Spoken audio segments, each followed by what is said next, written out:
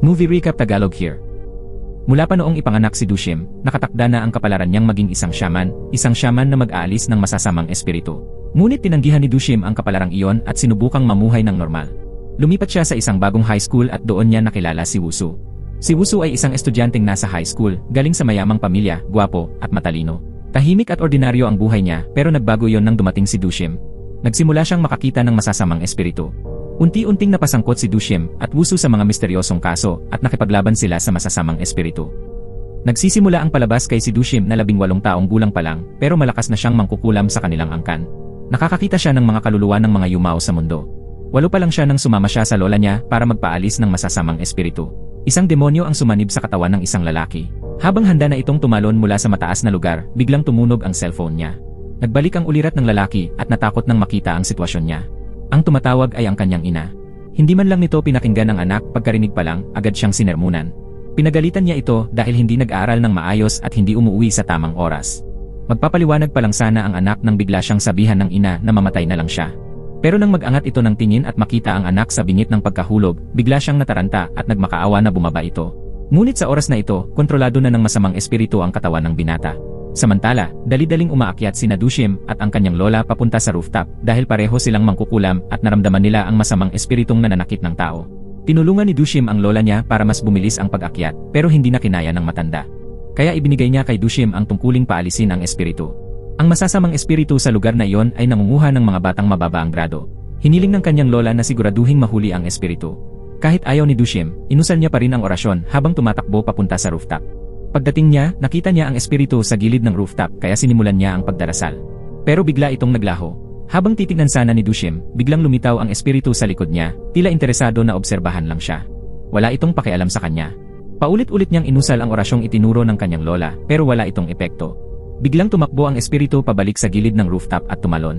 Nabigla at napaupo si Dushim sa takot nang marinig ang malakas na bagsak at ang mga sigaw ng mga tao sa ibaba.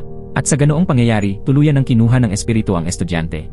Pagkatapos noon, naglakad-lakad ang espiritu sa kalsada. Isang malakas na puwersa ang biglang bumalot dito.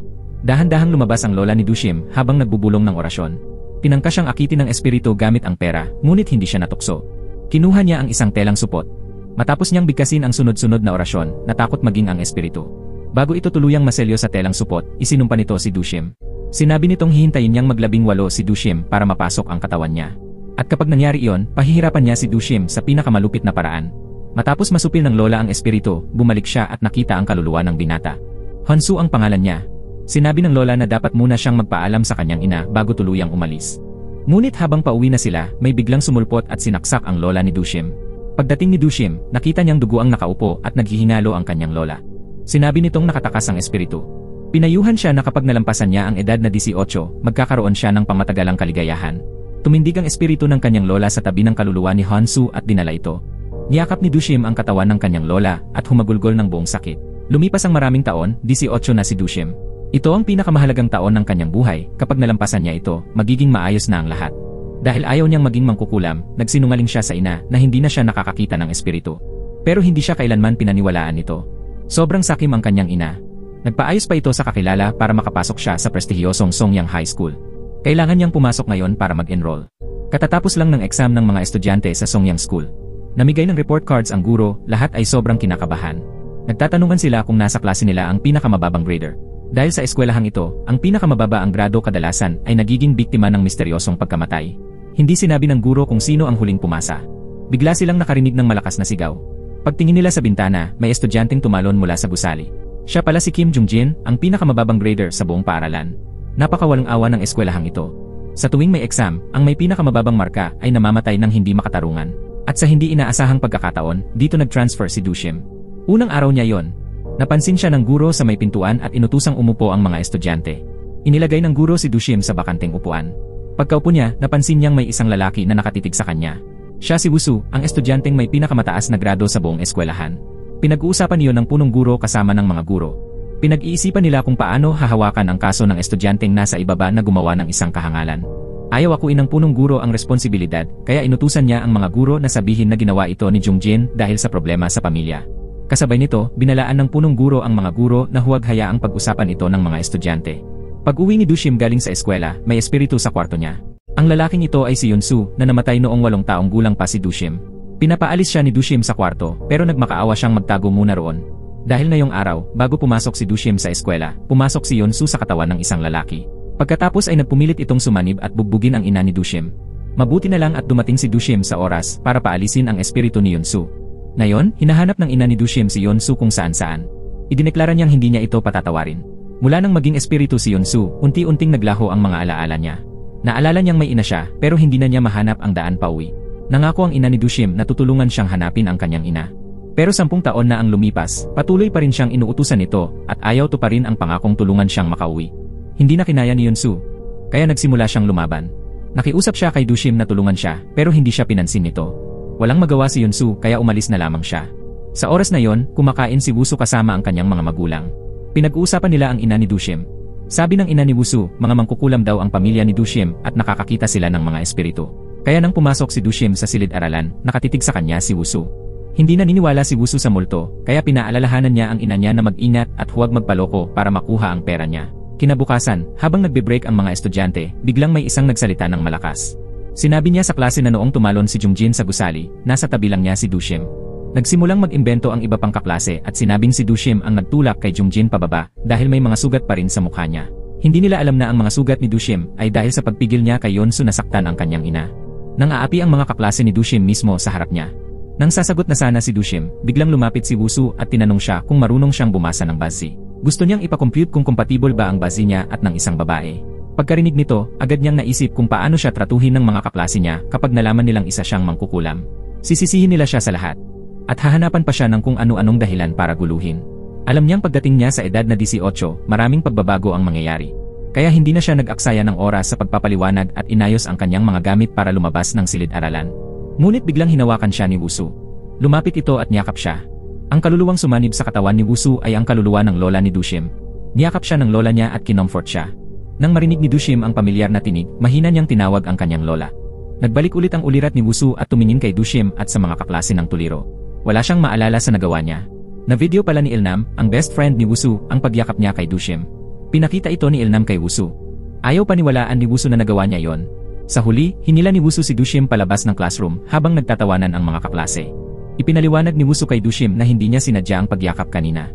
Wala siyang kahit anong alaala nito.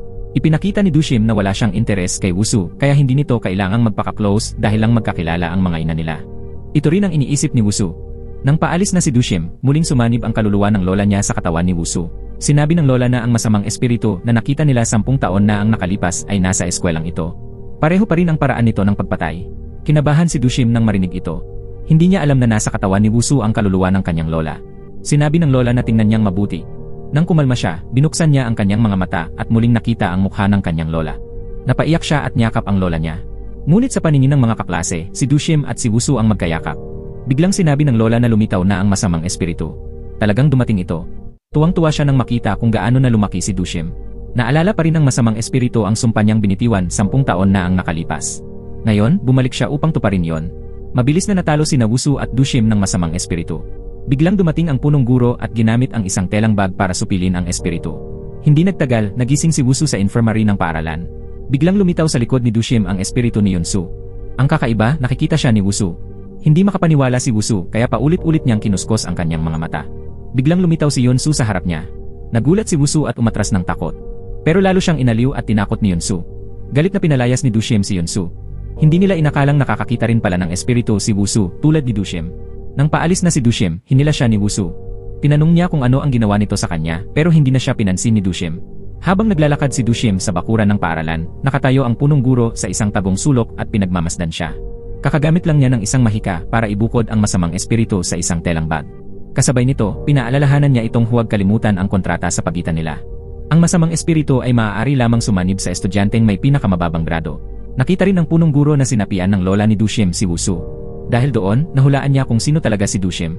Pag-uwi ni Dushim, nadatnan niyang palihim na pumasok ulit sa kwarto niya si Yunsu. Mariin niya itong sinermunan. Labis itong nagtataka kung bakit nakikita siya ni Wusu. Hinuha naman ni Dushim na marahil ay dahil sinapian ng lola niya si Wusu. Nagkaroon niyo ng pagbabago sa katawan ni Wusu. Mula noon, nakakakita na rin siya ng mga espiritu tulad ni Yunsu. Pag-uwi ni Wusu, nakakita pa rin siya ng mga multo. Sa sobrang takot, kumaripas siya ng takbo. Pumunta siya sa bahay ni Dushim para hanapin ito. Binigyan niya ito ng pera at sinabing ibalik siya sa dati. Agad siyang hinila ni Dushim palabas ng bahay at sinabihang umalis na. Klarong-klaro rin niyang sinabi na hindi niya ang dahilan kung bakit nakakita ng multo si Wusu. Kaya wala siyang paraan para ibalik ito sa dati. Dagdag pa niya, bata pa lang siya ay nakakakita na talaga siya ng mga espiritu. Iba ang mundong nakikita niya kumpara sa ordinaryong tao. Nang usisa si Wusu tungkol sa mundong iyon ni Dushim, tinanong niya kung pwede ba siyang tumingin. Minasa-masa ni Dushim ang kanyang mga palad at saka ipinatong iyon sa mga mata ni Wusu. Nang alisin niya ang mga kamay, dahan-dahang iminulat ang mga mata. Sumabay dito ang tinig ni Dushim sa kanyang tainga na parabang inaanyayahan siyang pumasok sa mundo nito. Agad na lumapit ang mga multo sa kanilang dalawa.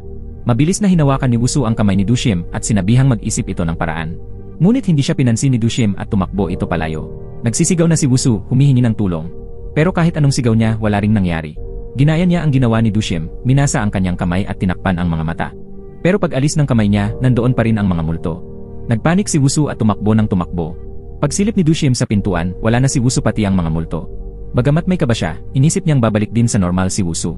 Sa mga oras na yon, hinahabol pa rin si Wusu ng multo hanggang makarating siya sa istasyon ng bus. Pag-akyat niya sa bus, at nang makitang wala ng multo, nakahinga siya ng maluwag.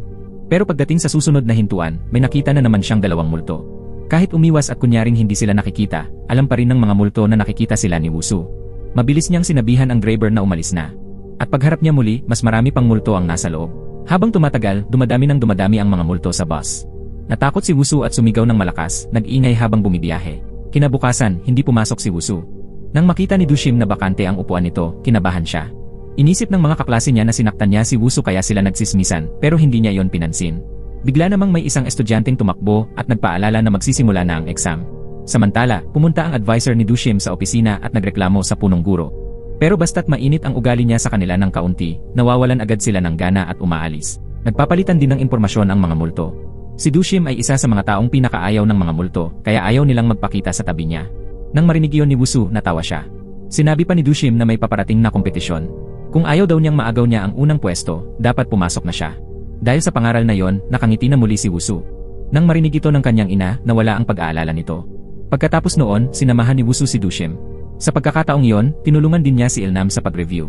Dahil sobrang baba ng mga grado nito, malamang ay mahuhuli na naman siya. Bigla namang nakita ni Dushim ang kaluluwa ng ama ni Ilnam. Tinulungan niya itong iparating kay Ilnam ang mensahe. Gusto nitong makita ang anak na nagsusumikap mag-aral. Nagpasalamat ito ng malalim kay Dushim. Sa unang pagkakataon, naramdaman ni Dushim na hindi palaging masama ang nakakakita ng multo. Pag-uwi niya, pinagmasdan ng ina ni Dushim ang litrato ng lola nito at naalala ang iniatas nito sa kanya. Kailangang ilipat si Dushim sa ibang paaralan dahil natukoy ng lola na may masamang espiritu roon, kaya nais niyang doon ilipat si Dushim. Tumutol ang ina dahil mapapahamak si Dushim.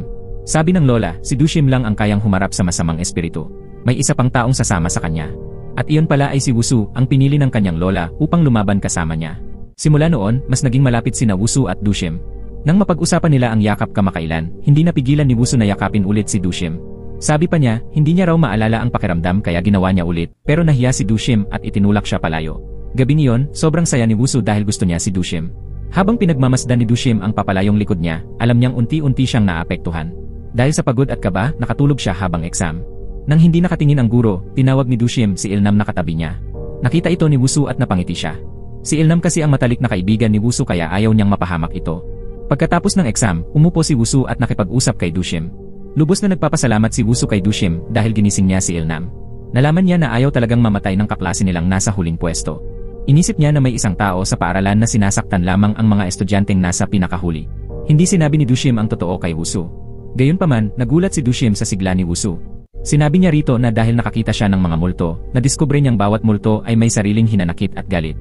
Isang gabi, hindi sinasadyang nalaglag ang agimat na ibinigay ni Dushim kay Wusu. Napagtanto ni Wusu na hindi tama ang palagi na lang na pag-iwas, kaya itinapon niya ang agimat. Umupo siya at pinakinggan ang mga kahilingan ng mga multo. Doon lamang napagtanto ni Wusu na nais lang ng mga multo na sabihin ang mga bagay na hindi nila matanggap. Hindi siya makapaniwalang ganoon ka hindi kapanipaniwala ang kanilang mga kwento. Pagkatapos magsalita ng multo, ikinuwento rin ni Wusu ang sariling kwento. Nalaman niya na may isang babae sa kanyang puso. Ito ang unang beses na umibig siya, kaya hindi niya alam ang gagawin. Matapos marinig ng mga multo ang kwento niya, umalis na ang mga ito. Lumalabas na wala rin silang solusyon sa problema niya sa pag-ibig. Lubos na nagulat si Dushim nang marinig ang kwento ni Wusu. Pero hindi niya alam na siya mismo ang babaeng gusto nito. Pag-uwi ni Dushim mula sa paaralan, bigla niyang nakasalubong si Sujong. Matagal nang gusto ni Sujong si Wusu at alam iyon ng lahat. Simula nang lumitaw si Dushim, nagsimulang kabahan si Sujong. Hindi sinasadyang natuklasan ni Sujung na magkasama sina Wushu at Dushim sa bahay ng mangkukulam, kaya gusto niyang alamin ang lahat. Gusto sanang itago ni Dushim ang katotohanang isa siyang mangkukulam. Ngunit biglang lumitaw ang kanyang ina at ibinunyag ang kanyang pagkakakilanlan. Nagbigay si Sujung ng kondisyon kay Dushim. Kapag tumigil siya sa pagsunod kay Wushu, tutulungan niya itong ilihim ang sikreto. Kinaumagahan pagkatapos ng klase, nag-iba ng pakikitungo si Dushim kay Wushu. Nakita ni Wushu na malamig ang ugali niya at naguluhan siya. Nang pumunta si Dushim sa lugar kung saan namatay ang kaibigan niya kamakailan, nakita niya ang mga bakas ng dugo. Naalala niya ang unang araw nang tumatakbo siya papunta sa gate ng paaralan at biglang bumagsak ang kaibigang iyon. Hindi niya iyon ininda, ngunit hindi niya inakalang kakausapin siya ng multo pagkaraan. Sinabi sa kanya ng kaibigan na ayaw nitong mamatay. Pagkatapos ay unti-unting kinuha ang kaluluwa nito ng isang masamang espiritu. Nahinuha ni Dushim na hawak ng demonyo ang mga kaluluwa ng mga kaibigan niyang namatay. Habang naghihintay siya ng bus, niloko-loko siya ng espiritu ni Yunsu. Galit niyang sinabi rito na lumayo. Akala ng kaibigang nakatayo malapit na siya ang tinutukoy. Papalo na sana ito kay Dushim nang biglang dumating si Wushu at pinigilan ito. Nang makita si Wushu, biglang lumambot ang tono ng kaibigan niya. Kinutya nito ang kakaiba nilang relasyon. Hindi siya pinansin ni Dushim at umalis. Nang habulin siya ni Wushu, sinabi niya rito na may masamang espiritu sa paaralan. Ang espiritong iyon ay pumapatay lamang ng estudyanteng nasa huling pwesto. Kaya hindi niya kailangang mag-alala para sa kanya. Mas mabuti pang alagaan ni Wushu si Ilnam. Pagkarinig nito, hindi na siya sinundan ni Wushu. Pag-uwi sa gabi, hindi mapigilan ni Wushu ang magpadala ng mensahe kay Dushim.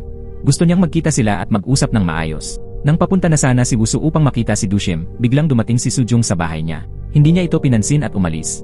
Hinala ni Sujung na pupuntahan niya si Dushim, kaya tinakot niya ito. Sinabi ni Sujung kay Wushu na mas mabuti nang huwag niya siyang galitin, pero hindi niya ito pinansin at nagpatuloy lang sa pag-alis. Lubos na nagalit si Sujung nang makita yon. Nang makita ni Wushu si Dushim, agad niya itong tinanong tungkol sa masamang espiritu. Sinabi nitong wala silang paraan para hulihin ito. Ang tanging magagawa nila ay umasa na hindi ang kaibigan nila ang mapunta sa huling pwesto. Kinabukasan, pagpasok ni Dushim sa silid-aralan, nalaman ng buong klase na isa siyang mangkukulam. Sunod-sunod ang tanong nila sa kanya na puno ng pang-aasar at pangungutya. Alam ni Dushim na si Sujung ang may gawa nito. Pagpasok ng guro, agad na bumalik sa kani-kanilang upuan ng lahat. Lumabas na ang resulta ng huling pagsusulit. Si Ilnam ang nasa huling pwesto. Nagsimulang kabahan si Wushu pero ngumiti lang si Ilnam na parang wala lang. Pagkatapos ng klase, tinuruan ng leksyon ni Wushu si Ilnam. Pagkatapos, sinabi niya kay Ilnam na bumalik agad sa silid, maglinis, at umalis agad ng paaralan. Samantala, binubuksan ng punong guro ang isang pintuan gamit ang isang agimat at sinabing, "Tara, kumain tayo." Pagkatapos noon, sabik na sumugod palabas ang masamang espiritu. May masamang ngiti ang punong guro. Lumipad ang espiritu papunta kina Wushu at Ilnam. Nang makita ang masamang espiritu, natakot si Wushu at palihim na tinawagan si Dushim. Habang mabilis niyang hinihila si Ilnam para tumakbo, mabilis namang tumakbo si Dushim habang nagbabaybay ng orasyon. Ngunit hindi nila napalayas ang masamang espiritu. Nagtago lamang ito. Pinagitnaan ni Dushim at Wushu si Ilnam upang protektahan siya. Sinabi ni Dushim kay Wushu na lilitaw ang multo sa ilang sandali. Kapag nangyari iyon, dapat mabilis niyang hilahin si Ilnam palabas papuntang gate ng paaralan. Hindi mapakali si Wushu na iwan si Dushim na mag-isa. Ramdam ni Dushim na mas makakaistorbo lang si Wushu. Paglitaw ng multo, malakas na sumigaw si Dushim para patakbuhin ang dalawa. Pagkatapos, sinubukan niyang ituon ang isip sa pagbigkas ng orasyon. Ngunit hindi niya ito kayang tapatan. Kahit ang orasyon ay hindi nakapigil sa pag-atake ng masamang espiritu. Gusto nang tumakas ni Wushu at Ilnam mula sa paaralan. Ayaw naman ng punong guro na palakihin pa ang gulo. Kaya agad siyang kumuha ng telang supot para hanapin ang masamang espiritu. Matagal nang tumatakbo si Wushu at Ilnam. Sa wakas, hindi na sila makatakbo pa. Nagtago sila sa isang garahe sa basement. Ngunit bago pa sila makahinga ng maluwag, naabutan na sila ng masamang espiritu. Wala silang magawa kundi tumakbo ulit. Biglang sumanib ang masamang espiritu sa isang lalaki. Dagling pumasok si Wushu at Ilnam sa elevator at isinara agad ang pinto. Sinubukan ng lalaking sinapian na pigilan ang pagsara nito gamit ang kanyang paa. Pagkatapos ay pumasok siya sa elevator at inatake sila. Sinakal niya ang dalawa at tinutukso si Wushu. Tinanong niya kung paanong ang isang matalinong estudyante tulad ni Wushu ay nagiging kaibigan ng isang mahirap na estudyante tulad ni Ilnam.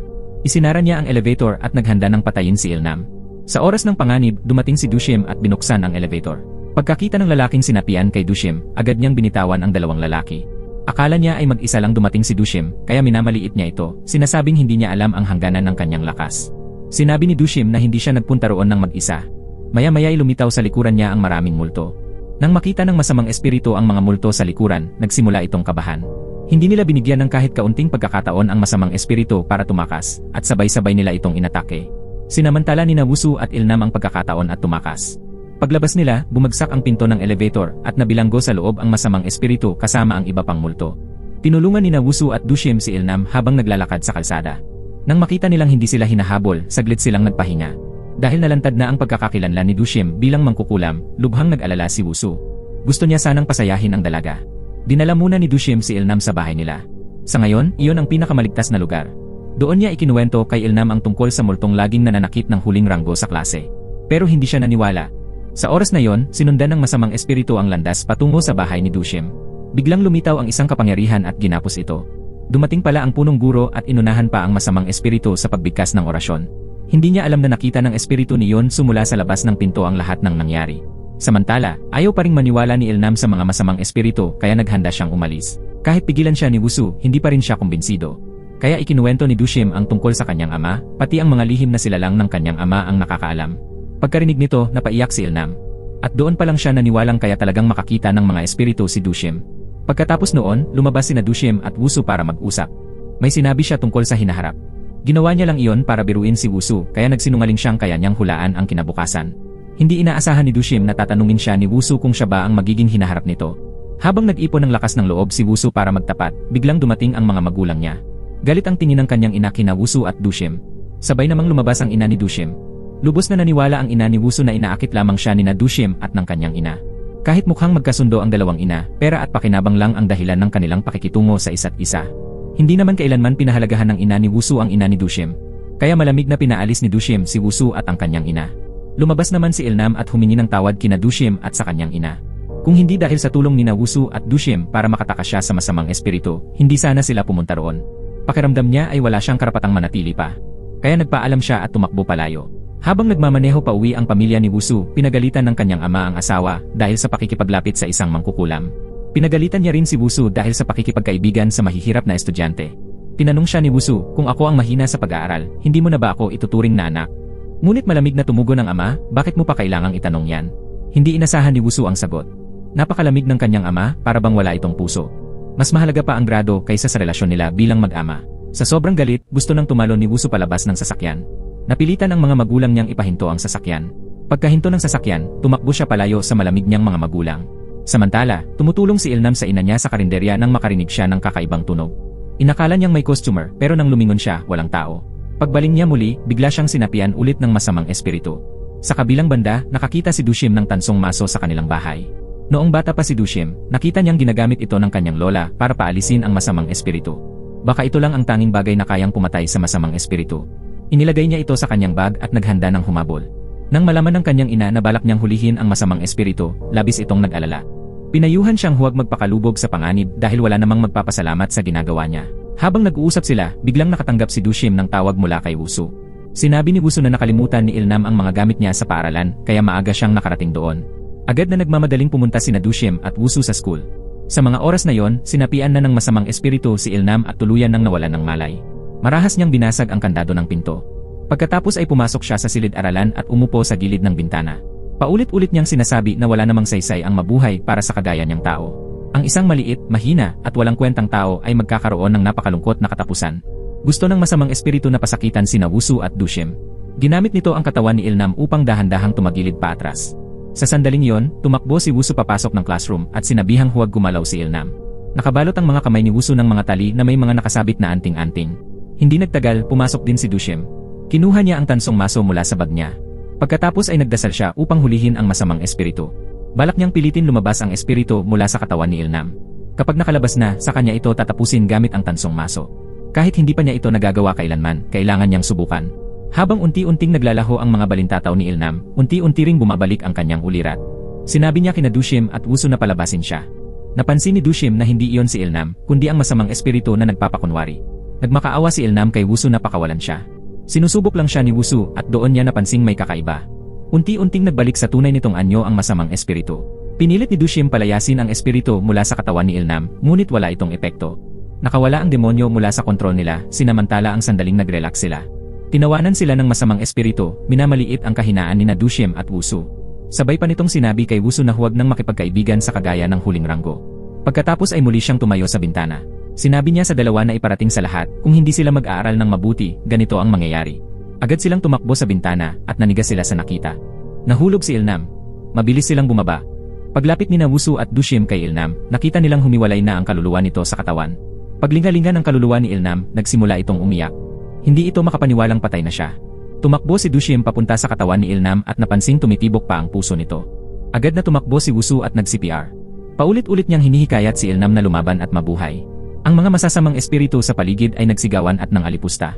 Kailangan nilang dalhin agad si Ilnam sa ospital. Sa sandaling iyon, biglang lumitaw ang kaluluwa ni Yunsu. Sinabi ni Yunsu na dapat madala si Ilnam sa ospital sa loob ng 5 minuto. Pag lumampas doon, hindi na makakabalik ang kaluluwa niya sa katawan. Habang lahat ay nag-aalala, may naisip na paraan si Dushim.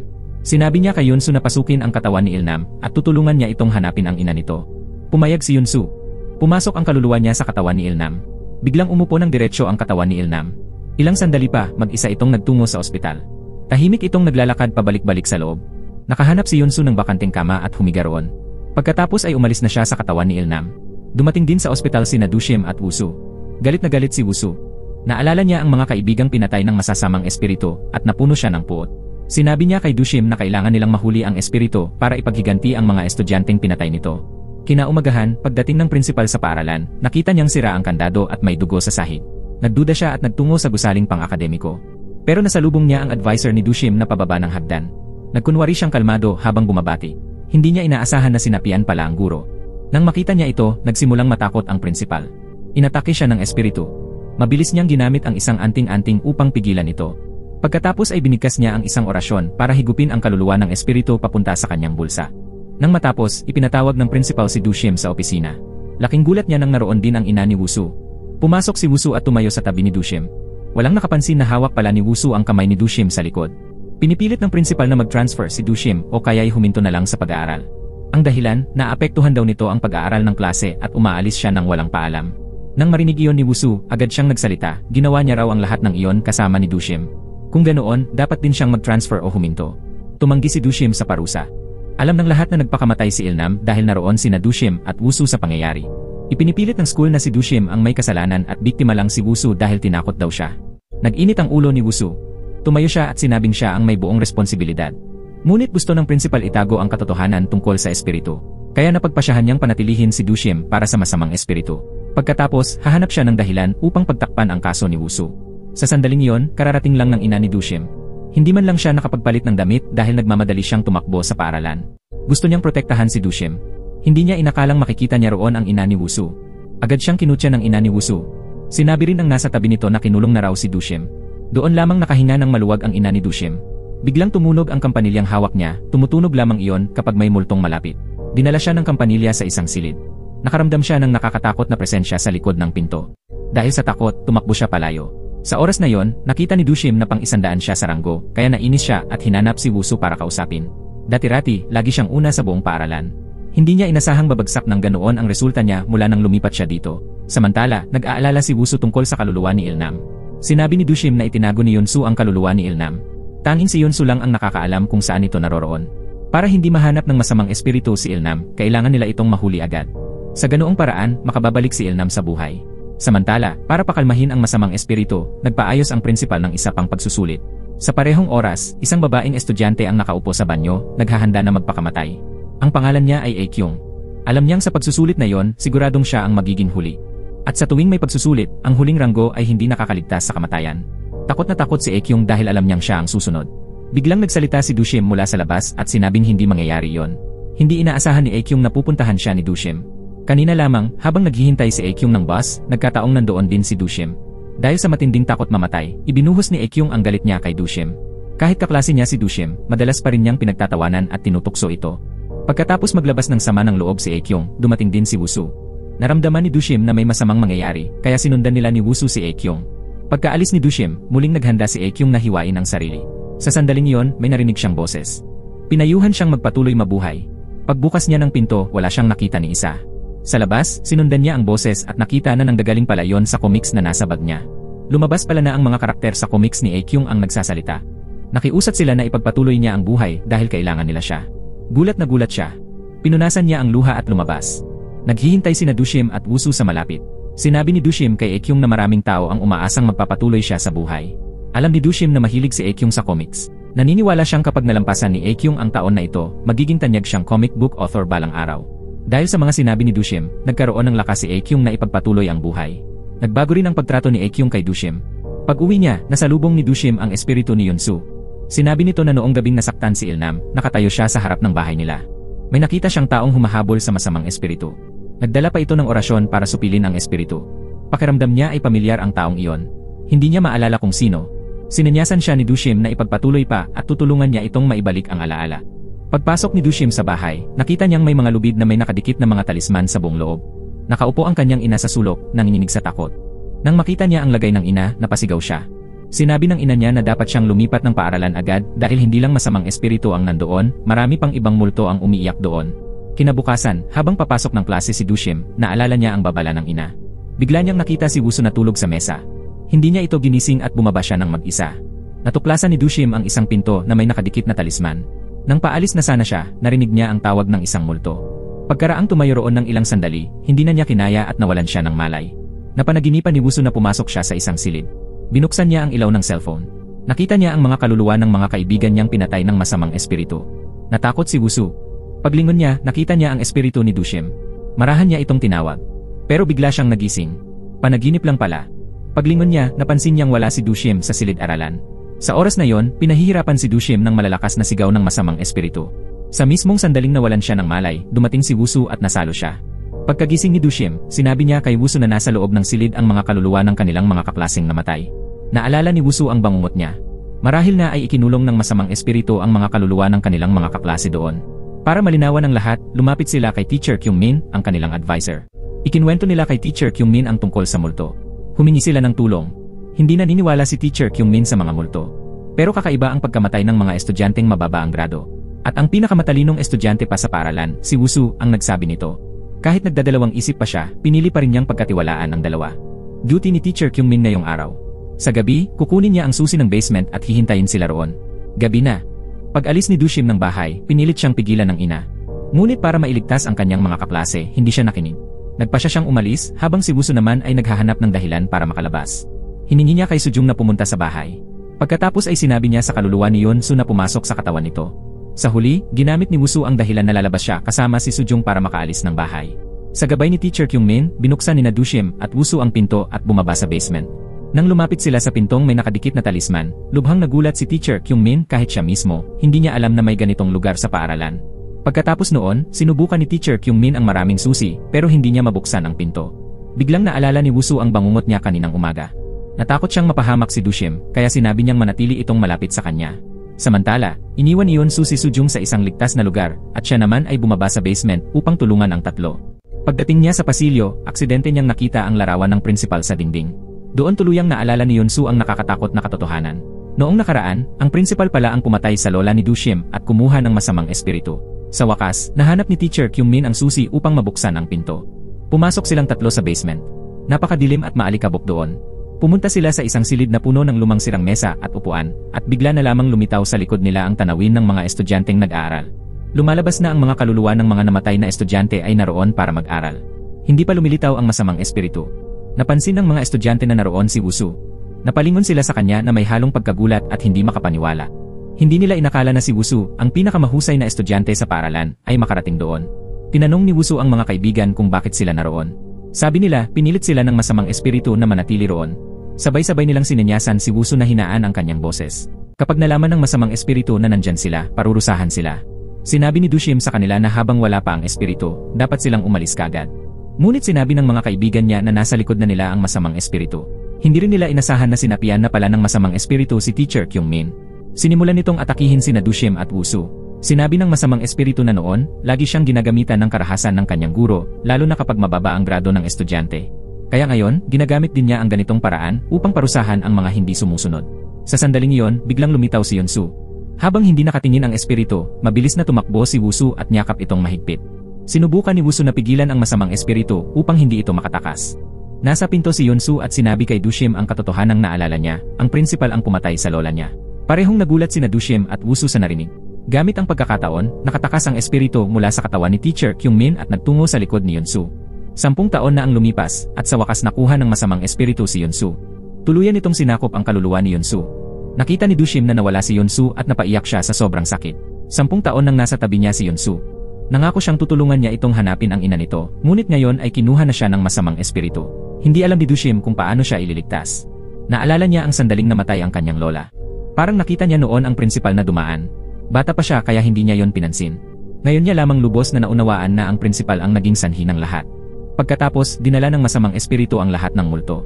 Nagpa siya sina Dushim at Wusu na pansamantalang isantabi ang galit nila sa prinsipal. Kailangan muna nilang harapin ang masamang espiritu upang hindi nito mapahamak ang mga estudyante. Bukod pa rito, itinago ni Yunsu ang kaluluwa ni Ilnam upang protektahan ito. Siya lamang ang nakakaalam kung saan nakatago ang kaluluwa nito.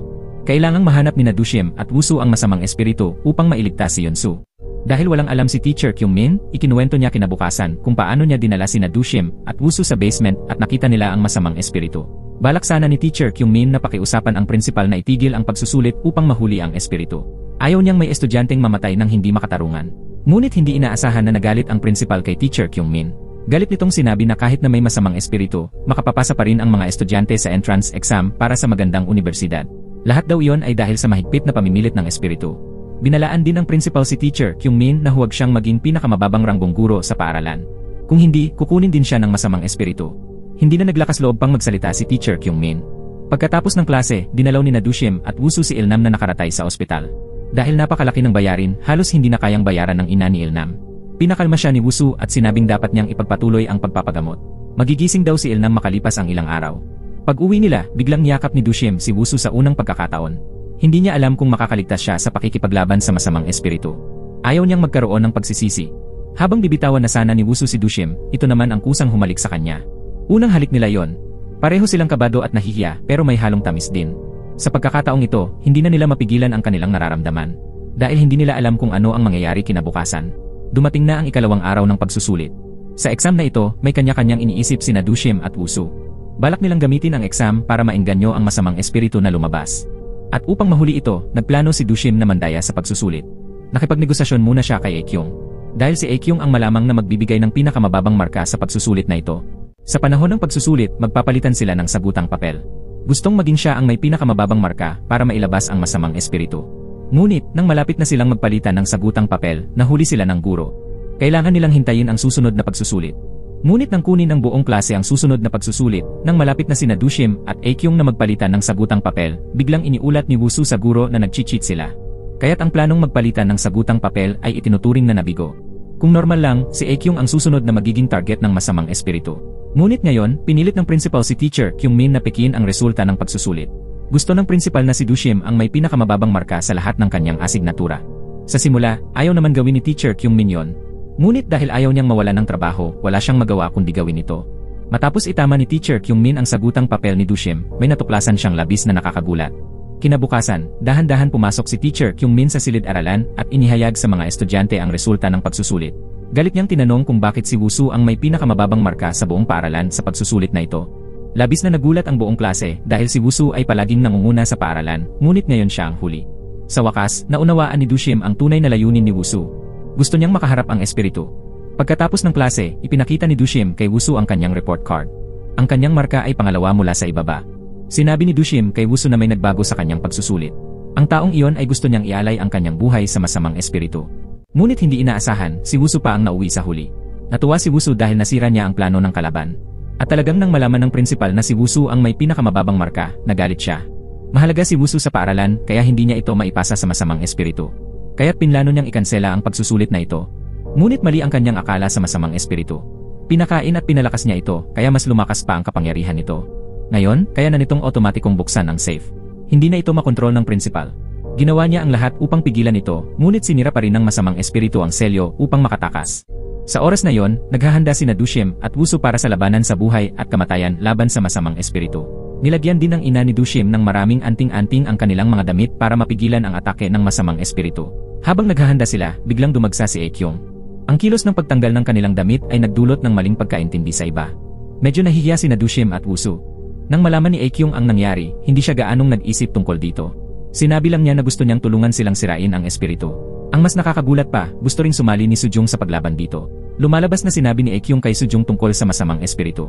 Nag-alala si Sujung kay Wusu kaya gusto rin niyang sumali. Naramdaman ni Dushim na kailangan niya ng tulong kaya pinayagan niya sina Aekyung at Sujung na sumali. Tinulungan ni Dushim ang dalawa.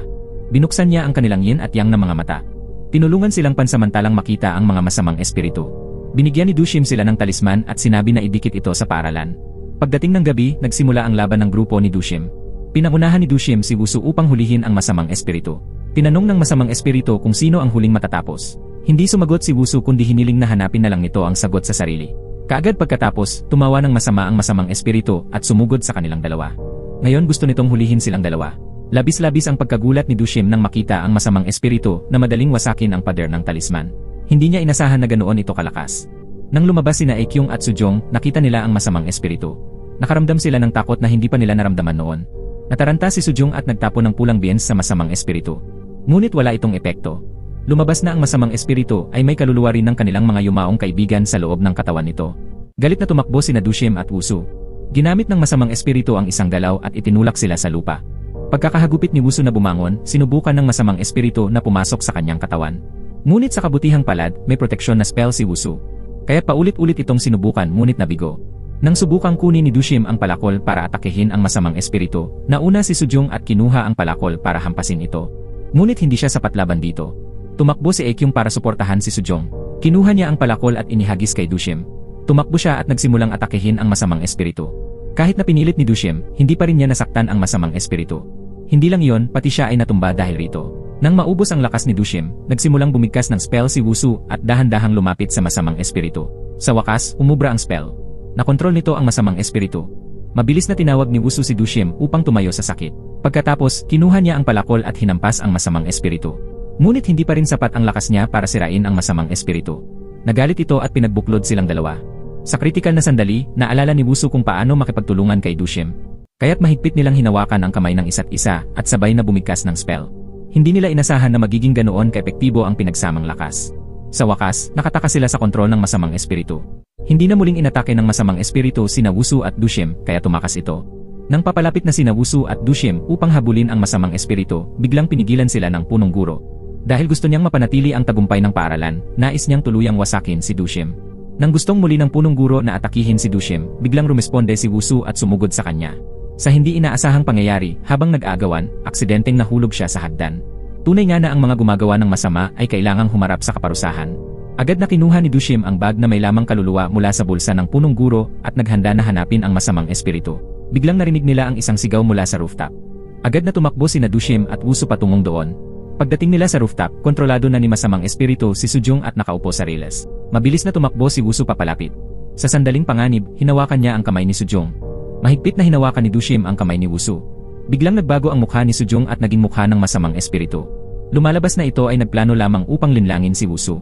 Gustong pumasok ng masamang espiritu sa katawan ni Wusu sa pamamagitan ni Sujong. Agad na hinila ni Dushim si Wusu gamit ang lahat ng kanyang lakas. Hinikayat niya ito na subukan na labanan ang espiritu. Pagkatapos, sinubukan ni Dushim na magbulong ng isang orasyon upang humingi ng tulong sa mga kaibigan. Dahil nagsimulang magrebelde ang mga kaluluwa ng mga yumao niyang kaibigan sa katawan ng masamang espiritu, ginamit ni Dushim ang pagkakataon upang ilabas ang bag at bulungin ang orasyon upang supilin ang masamang espiritu. Nang halos masipsip ng bag ang espiritu, bigla itong sumugod palabas. Nahulog din si Dushim sa lupa. Sa oras na yon, biglang lumitaw ang espiritu ng lola ni Dushim. Tiningnan niya sila ng may nakakaaliw na tingin. Sa pagkakataong ito, maaari na rin siyang makapagpahinga ng payapa. Pumasok siya sa bag. Itinaas ni na Dushim at Wusu ang bag at sabay na binulungan ang orasyon. Dahil sa kapangyarihan ng lola ni Dushim, sa wakas ay nasipsip nila sa bag ang kaluluwa ng masamang espiritu. Agad na kinuha ni Dushim ang palakol sa lupa at matatag na pinutol ang bag. Sa wakas, nawasak ni na Wusu at Dushim ang masamang espiritu. Matapos masira ang masamang espiritu, muling lumitaw ang lola ni Dushim. Nagpaalam siya kina Dushim at Wusu. Sinabi ng lola na ang buhay ni Dushim mula ngayon ay nakasalalay na sa kanya. Iniwan lang siya ng ilang paalala. Nais ng lola na maging payapa ang buhay ni Dushim at maayos ang lahat ng bagay. Pagkatapos, dinala ng lola ang mga kaluluwa ng mga estudyante at nawala sa mundong ito. Nailigtas din si Yunsu. Bago umalis si Yunsu, sinabi niya na ang kaluluwa ni Ilnam ay nakatago sa puntod ng lola ni Dushim. Ngayon na naalala na ni Yunsu ang daan pauwi, nais niyang bumalik sa bahay upang makita muna ang kanyang ina bago tuluyang umalis sa mundong ito. Matapos paalalahanan ni Yunsu ang dalawa na mabuhay ng maayos, siya ay umalis. Sa wakas, natapos na ang digmaan na ito. Ang punong guro na nakahiga sa hagdan ay biglang nagising. Tiningnan niya ang kanyang sarili at inisip na ligtas pa siya. Ngunit nang ibaba niya ang ulo, nakita niya ang kanyang katawan. Lumalabas na siya ay patay na. Ngayon, siya ay isang espiritu na lamang. Kinabukasan, pumunta si Wusu sa puntod ng lola ni Dushim upang hanapin ang kaluluwa ni Ilnam. Dahil dito, si Ilnam na nakahiga sa kama ng ospital ay sa wakas ay nagising. Mula noon, hindi na natakot sa pagsusulit ang mga estudyante sa paaralan. At dito nagtatapos ang pelikula. Maraming salamat sa panonood. Hanggang sa muli, paalam.